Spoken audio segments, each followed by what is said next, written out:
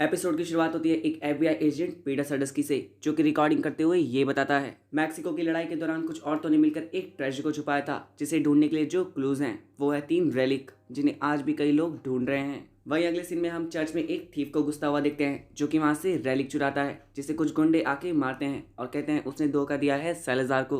वो उनसे लड़ता है और रेलिक हासिल करता है, अपनी वाइफ के पास जाता है, जिसे वो अपनी बेटी के साथ एक लॉकेट देकर वहां से चले जाने को कहता है। गुंडे उसके घर पहुंचते हैं, जहाँ पर लड़ाई होती है, आग लग जाती है, जिसके बाद कहानी शिफ्ट होती है लगभग 21 साल बाद, जहाँ हम जेस नाम की एक लड़की को देखते हैं उसके दोस्तों के साथ, जो जेल जैसे दिखने वाले एक एस्केप रूम में होते हैं, जो कि एक तरह से एक गेम है जहाँ जेस क्लूज को क्रैक करती है और वो सभी वहां से निकलते हैं। जिसके बाद जेस घर पहुंचती है, जहाँ हमें पता चलता है कि उसके पास पैसों की कमी है और साथ ही साथ वो अपनी मॉम को याद करती है, जो कि अब नहीं रही। फिर अगले सीन में हम बिली नाम की एक औरत को देखते हैं, जो कि एक काफी महंगा घर खरीदती है, जहाँ पर एक पेंटिंग होती है, जिसे तोड़कर वो एक सीक्रेट रूम में जाती है, जहाँ एक या दो नहीं कई सारी पेंटिंग्स होती हैं, जो कि कहीं ना कहीं कीमती है। और साथ ही साथ हमें ये भी पता चलता है कि बिली को भी तलाश है एक रेलिक की। फिर अगले सीन में जेस अपने काम पर आती है, जो कि ये रेंट पे लिए गए स्टोरेज को देखना, जहाँ पे उसे एक स्टोरेज को देखने का काम मिलता है, जिसका रेंट उसके ओनर ने कई वक्त से नहीं भरा। जहाँ हमें पता चलता है कि ये अकाउंट ईएम पासमा नाम के एक शख्स का है, जिस पर जेस बताती है कि ये कोई फॉरेनर नहीं लैटिन है,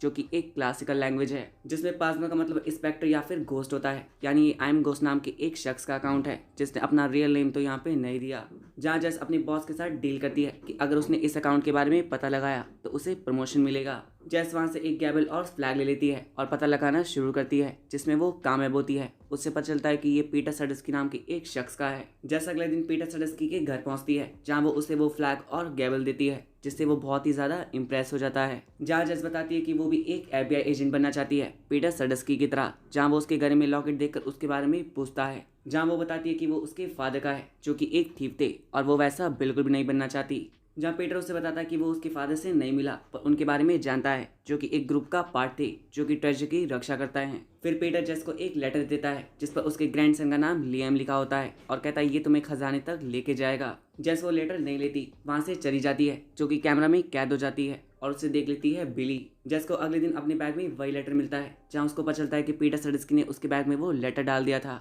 जेस अगले दिन अपने काम पर जाती है, जहाँ उसे पता चलता है कि पीटर सडस्की नहीं रहे और उसके स्टोरेज को चेक करने आए हैं 2 एफबीआई एजेंट, जो कि उससे पूछताछ करते हैं, जिसमें वो यही बताती है कि उसने वो लेटर नहीं लिया था। वहीं अगले सीन में हम देखते हैं उसे ताशा के साथ, जिसको वो यही कहती है कि उसे पीटर सडस्की की बातों पर भरोसा होने लगा है, क्योंकि वो दोनों एफबीआई एजेंट फेक थे, जिनके बैजेस पर गलत साइन थे, जो कि जेस ने नोटिस कर लिया था। जेस और ताशा घर पहुंचते हैं, जहाँ सब कुछ बिखरा हुआ होता है, पर वो लेटर चोरी नहीं हुआ होता, क्योंकि वो एथन के पास होता है। जेस फाइनली उस लेटर को खोलती है, जिसमें पीटर सडस्की ने माफी मांगी होती है अपने ग्रैंडसन लियम से, और एक फैमिली फोटो होती है। जेस उस लेटर को लियम तक पहुंचाने के लिए उसे ऑनलाइन ढूंढ लेती है और एक क्लब में जाती है, जहाँ पर वो गाना गाता है। वो उसे खजाने के बारे में बताती है और लेटर के बारे में भी, पर वो उसे नहीं लेता। फिर अगले दिन जेस उस फोटो में से कई सारी चीजों को नोटिस करती है और अपनी फ्रेंड ताशा के साथ उसी जगह पर जाती है, जिस बीच दोनों एफबीआई एजेंट उसका पीछा करते हैं। वो दोनों उनसे पीछा छुड़ाते हैं, जिसके बाद उस जगह पर फाइनली वो दोनों पहुंचते हैं, जहां पर अंदर जाने के लिए जेस फोटो की तरह ही सेम हैंडशेक करती है। जिसके बाद वो दोनों अंदर जाते हैं,